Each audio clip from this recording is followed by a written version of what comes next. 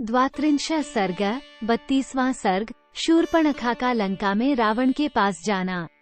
उधर शूर्पणखा ने जब देखा कि श्री राम ने भयंकर कर्म करने वाले 14,000 राक्षसों को अकेले ही मार गिराया तथा युद्ध के मैदान में दूषण, खर और तृष्णा को भी मौत के घाट उतार दिया, तब वह शोक के कारण मेघ गर्जन के समान पुनः बड़े जोर से घोर चीत्कार करने लगी। 1-2 श्री राम ने वह कर्म कर दिखाया जो दूसरों के लिए अत्यंत दुष्कर है। यह अपनी आँखों देखकर वह अत्यंत उद्विग्न हो उठी और रावण द्वारा सुरक्षित लंकापुरी को गई। 3 वहां पहुंचकर उसने देखा रावण पुष्पक विमान या सतमहले मकान के ऊपरी भाग में बैठा हुआ है।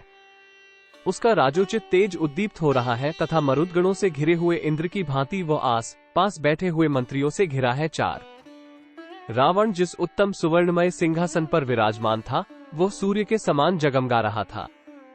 जैसे सोने की ईंटों से बनी हुई वेदी पर स्थापित अग्निदेव घी की अधिक आहुति पाकर प्रज्वलित हो उठे हो, उसी प्रकार उस स्वर्ण सिंहासन पर रावण शोभा पा रहा था। 5 देवता, गंधर्व, भूत और महात्मा ऋषि भी उसे जीतने में असमर्थ थे। सम्रभूमि में वह मुंह फैलाकर खड़े हुए यमराज की भांति भयानक जान पड़ता था।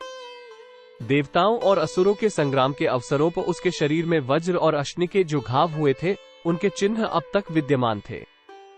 उसकी छाती में ऐरावत हाथी ने जो अपने दांत गड़ाए थे उसके निशान अब भी दिखाई देते थे। उसके 20 भुजाएं और 10 मस्तक थे। उसके छत्र, चंवर और आभूषण आदि उपकरण देखने ही योग्य थे। वक्ष स्थल विशाल था। वह वीर राजोचित लक्षणों से संपन्न दिखाई देता था। वह अपने शरीर में जो वैदूर्यमणि नीलम का आभूषण पहने हुए था उसके समान ही उसके शरीर की कांति भी थी। उसने तपाए हुए सोने के आभूषण भी पहन रखे थे। उसकी भुजाएं सुंदर, दांत सफेद, मुंह बहुत बड़ा और शरीर पर्वत के समान विशाल था। 8-9 देवता के साथ युद्ध करते समय उसके अंगों पर सैकड़ों बार भगवान विष्णु के चक्र का प्रहार हुआ था। बड़े बड़े युद्धों में अन्यान्य अस्त्र शस्त्रों की भी उस पर मार पड़ी थी। उन सबके चिन्ह दृष्टिगोचर होते थे। देवता के समस्त आयुधों के प्रहारों से भी जो खंडित न हो सके थे, उन्हीं अंगों से वह अक्षोभ्य समुद्रों में भी क्षोभ हलचल पैदा कर देता था। वो सभी कार्य बड़ी शीघ्रता से करता था। 11 पर्वत शिखरों को भी तोड़कर फेरुक देता था, देवताओं को भी रौंद डालता था। धर्म की तो वो जड़ ही काट देता था और पराय स्त्रियों के सतीत्व का नाश करने वाला था। वो सब प्रकार के दिव्यास्त्रों का प्रयोग करने वाला और सदा यज्ञों में विघ्न डालने वाला था। एक समय पाताल की भोगवती पुरी में जाकर नागराज वासुकी को परास्त करके तक्षक को भी हराकर उसकी प्यारी पत्नी को वो हर ले आया था।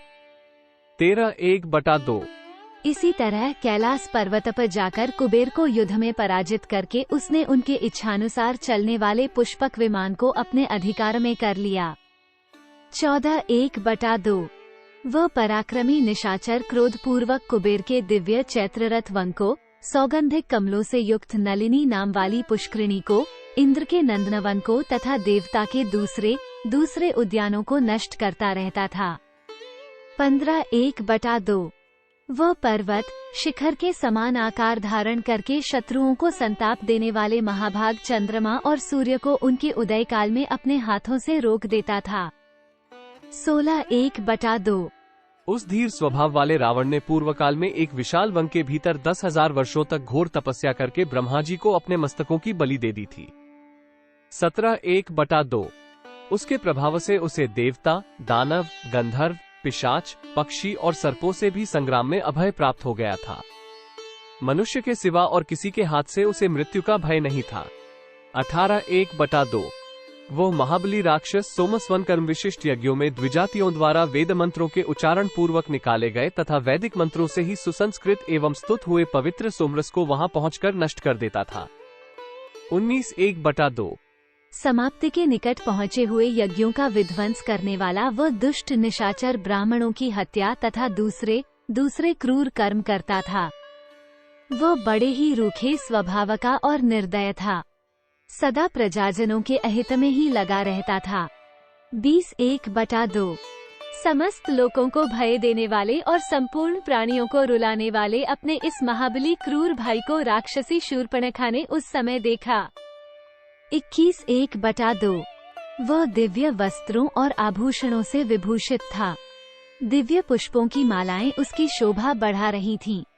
सिंहासन पर बैठा हुआ राक्षसराज पुलस्त्य कुलनंदन महाभाग दशग्रीव प्रलय काल में संहार के लिए उद्यत हुए महाकाल के समान जान पड़ता था।